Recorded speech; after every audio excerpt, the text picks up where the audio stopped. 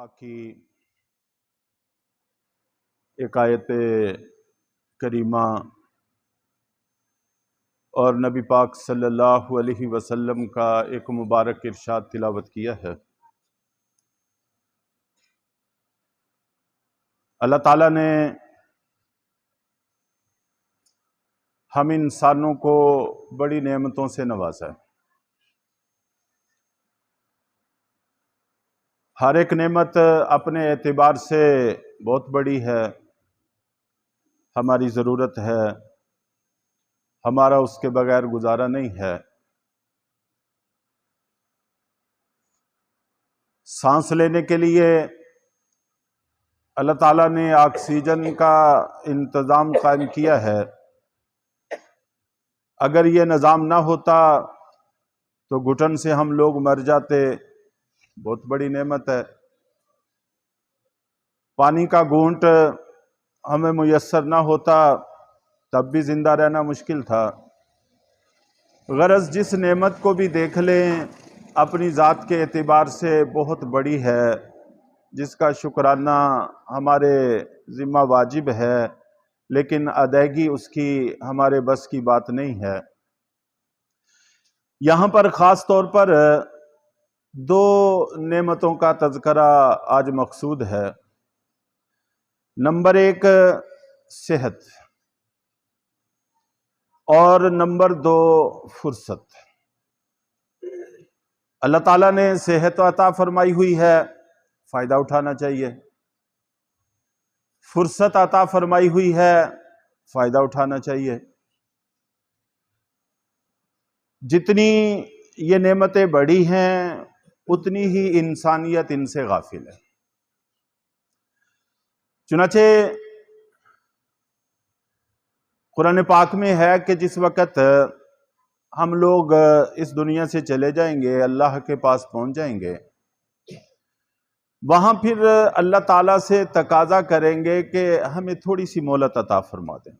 لولا اخرتنی الی اجل قریب، تھوڑی سی اجل قریب، تھوڑی سی مہلت عطا فرما دیں۔ فَأَصَّدَّقَ وَأَكُن مِّنَ الصَّالِحِينَ، ہم اتنے صدقے کریں گے، اتنے صدقے کریں گے، آپ کی راہ میں اتنا مال خرچ کریں گے کہ نیک لوگوں میں شامل ہو جائیں گے۔ تو آپ ایک دفعہ ہمیں بھیج کر دیکھیں۔ لیکن اللہ تعالیٰ کی طرف سے صاف انکار ہوگا۔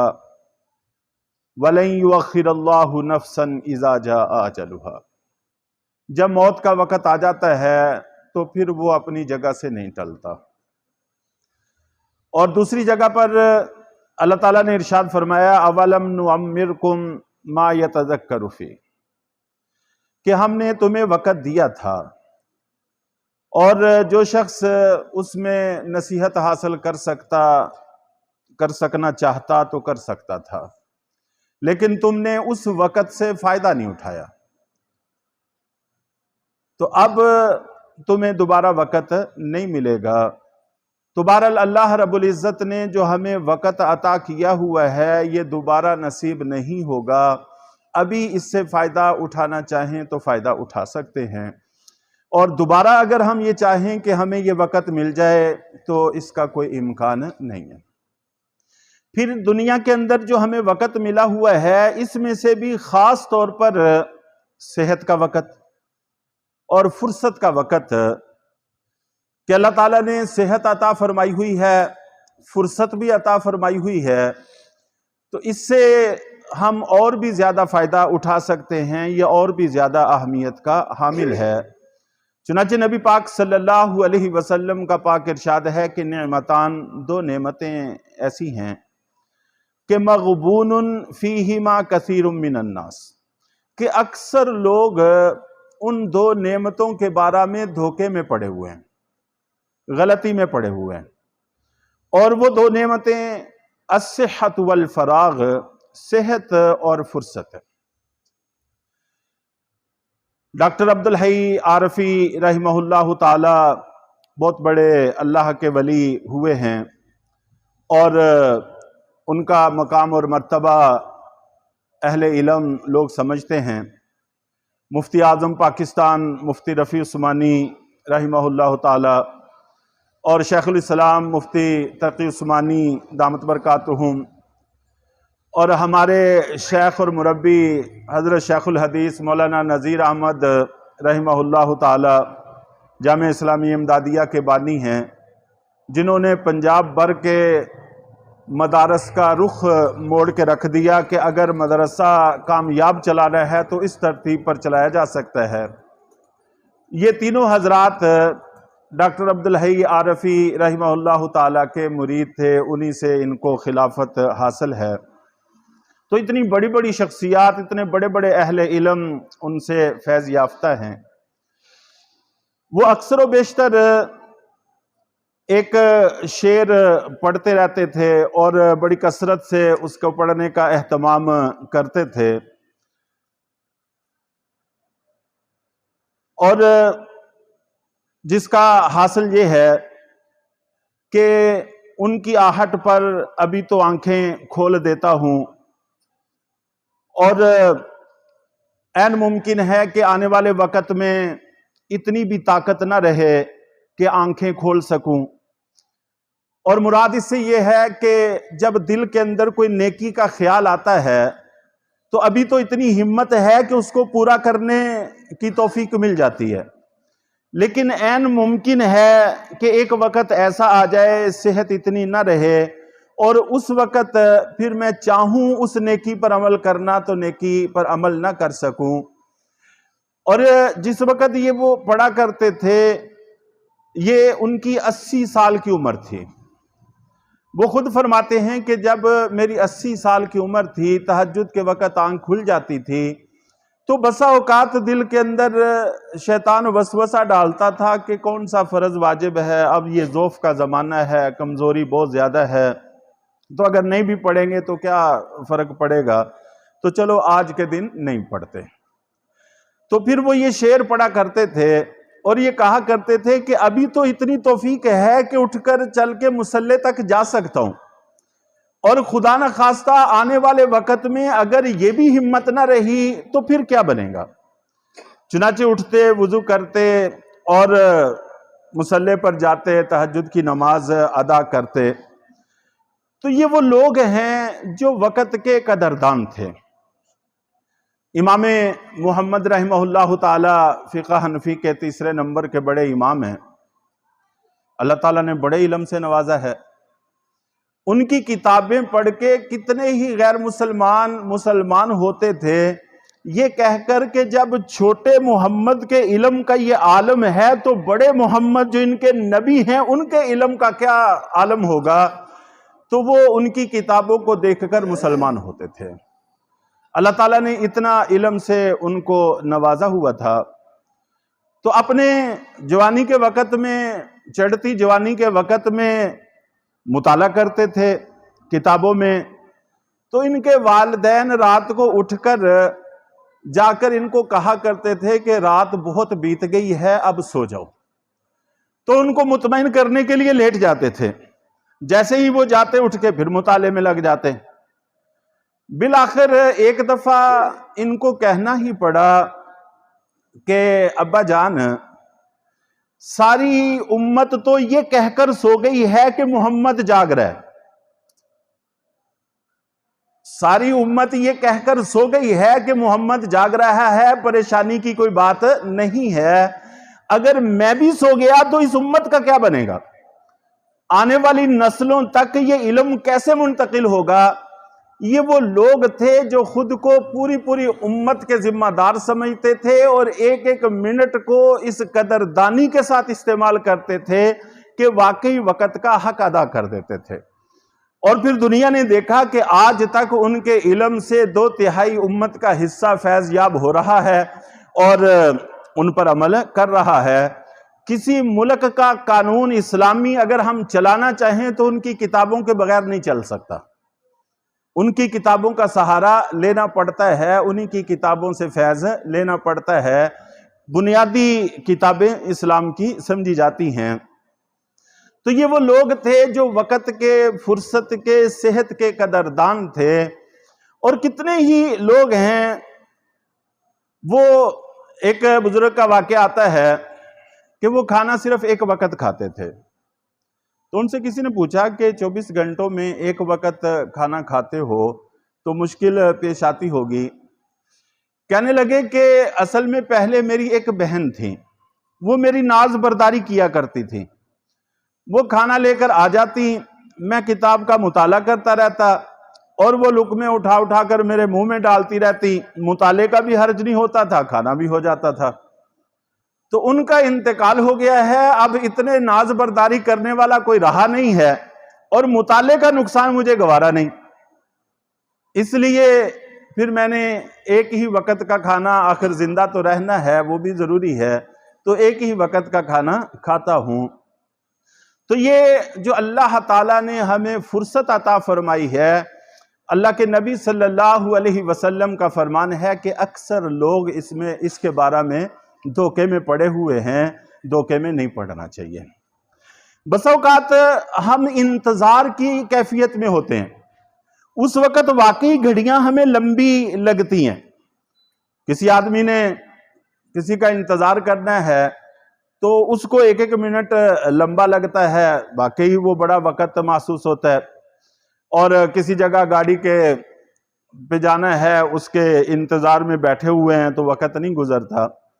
لیکن اگر بندے کو تھوڑی سی تاخیر ہو گئی ہو اور خدشہ ہو کہ فلائٹ نکل جائے گی تو پھر اس کو وقت بڑا تیز محسوس ہوتا ہے اور ایک ایک منٹ کی اہمیت سمجھ میں آتی ہے. تو ہمارے بھی سمجھ لیں کہ ہماری بھی فلائٹ چھوٹ رہی ہے اور وقت ہمارے پاس بہت کم ہے.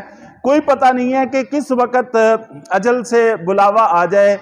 تو پھر ایک ایک منٹ کو ترسیں گے اور اللہ سے آخرت میں بھی جا کر التجائیں کریں گے کہ یا اللہ کوئی وقت عنایت فرما دیں تو ہم جا کر دوبارہ سے نیک ہو کر آ جائیں.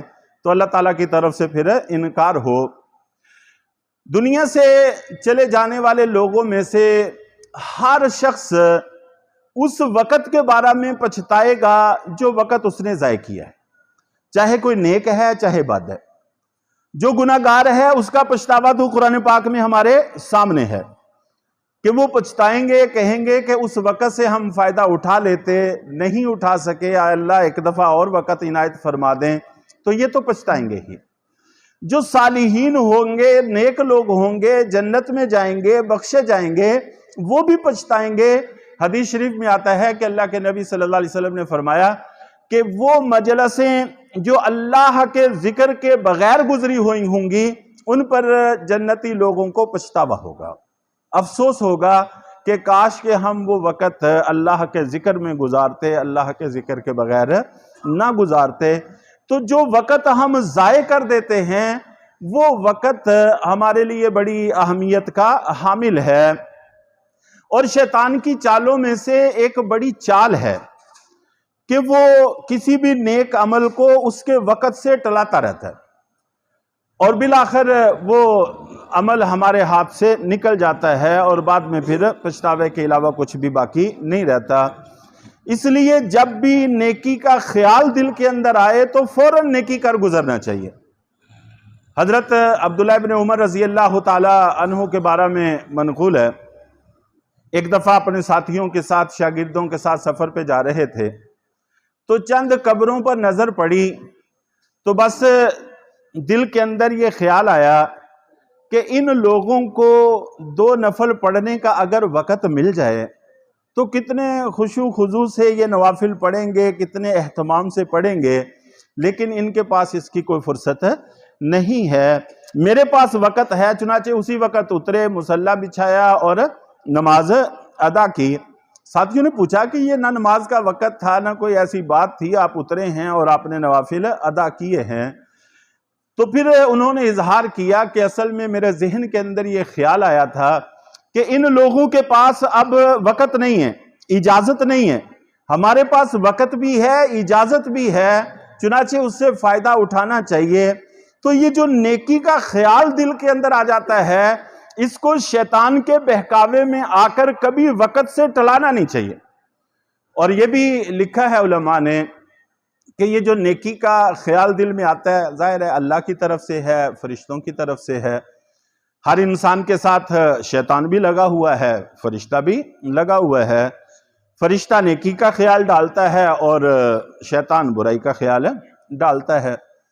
لیکن چونکہ ہمارے اندر نفس ہے اور نفس ہمارا بے قابو ہے، بے مہار ہے، تو اس وجہ سے ہم شیطان کی باتوں میں زیادہ آ جاتے ہیں اور نیکی کے خیالات کی طرف کم متوجہ ہوتے ہیں۔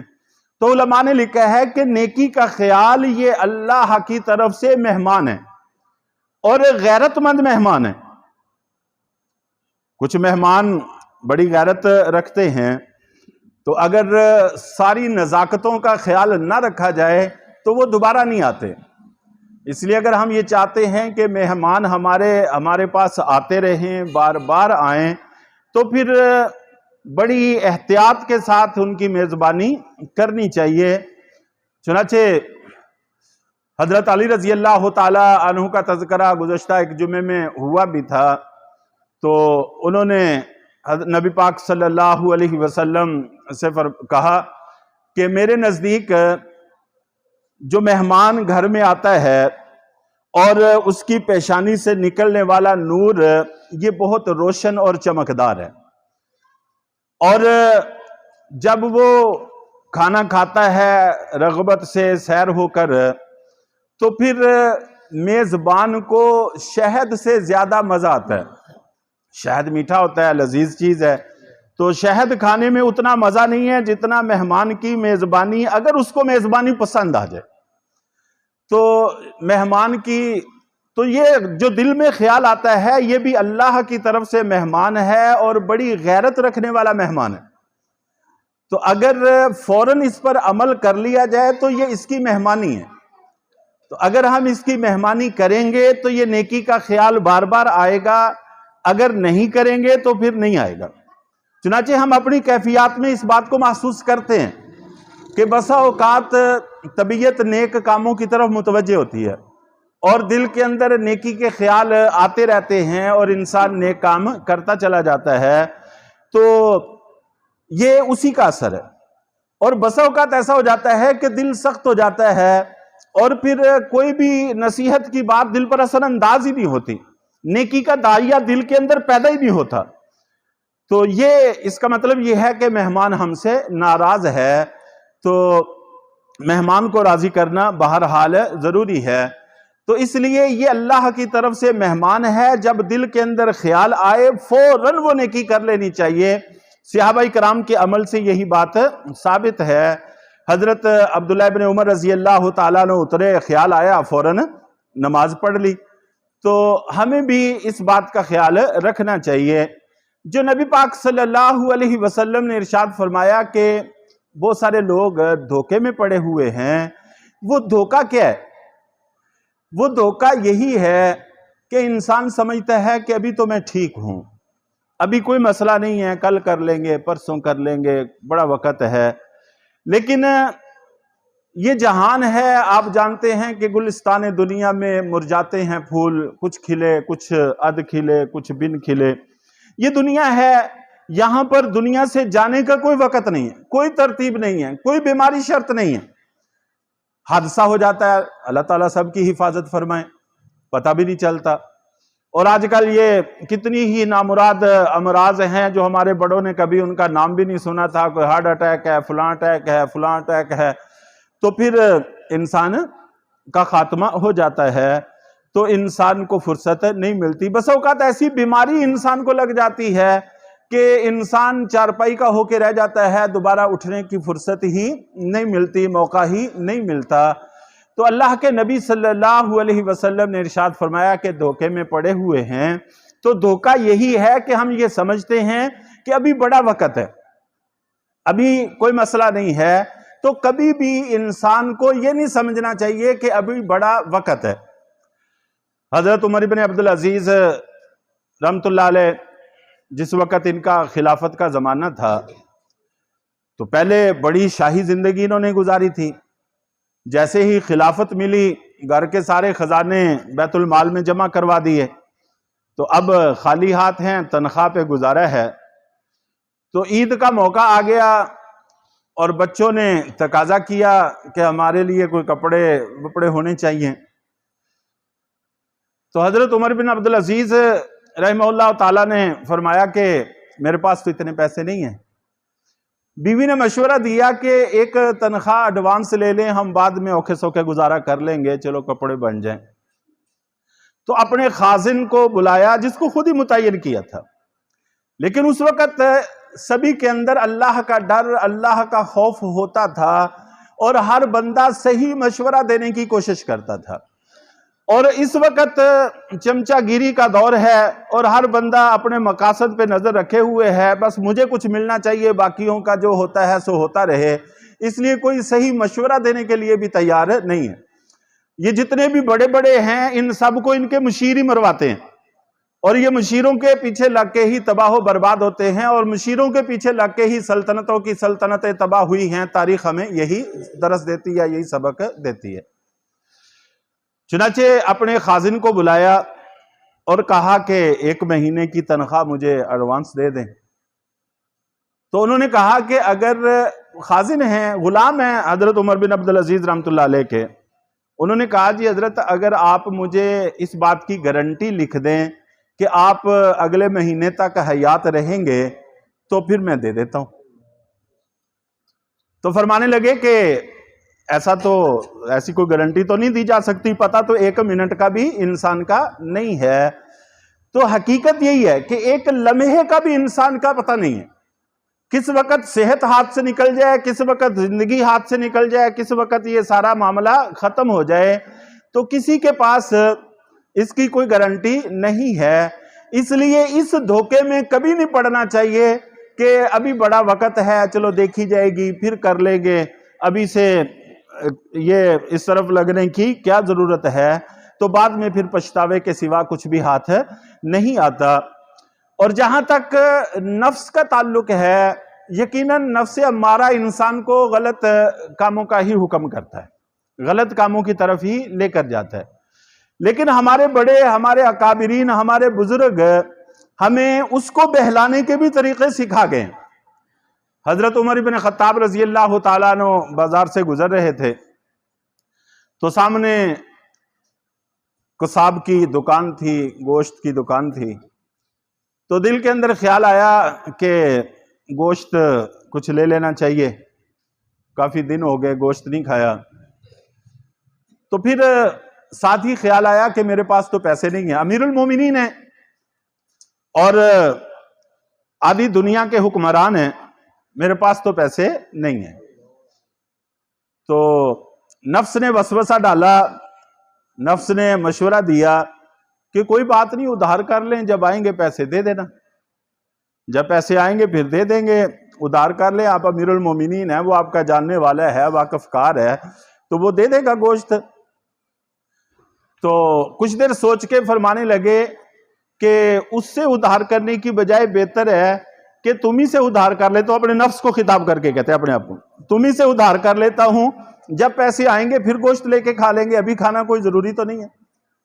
تو اس طرح اپنے نفس کو بہلانا چاہیے، سمجھانا چاہیے، اور سمجھا کر غلط راستے پر چلنے کی بجائے صحیح راستے پر چلنے کی کوشش کرنی چاہیے.